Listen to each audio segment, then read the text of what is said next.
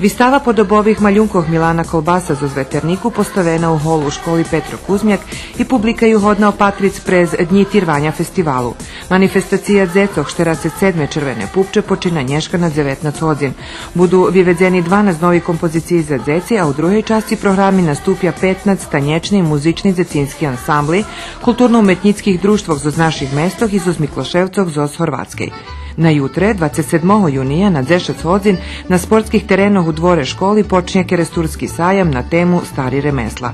Na večer, na 20 hodin, bude švetočni koncept na štrec široke rovnini, na ktorim nastupi profesijni ansambl Puls zoz Prešova, zoz Slovatskej.